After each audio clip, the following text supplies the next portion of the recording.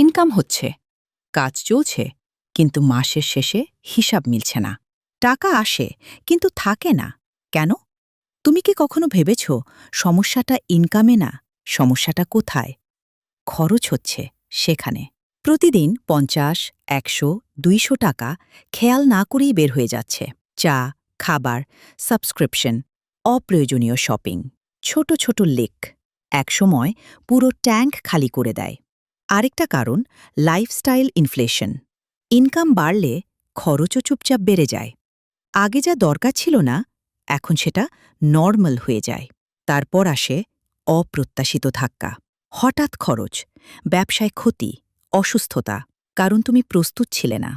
সত্যিটা কঠিন, সমস্যা টাকা না, সমস্যা ম্যানেজমেন্ট। সমাধান আছে।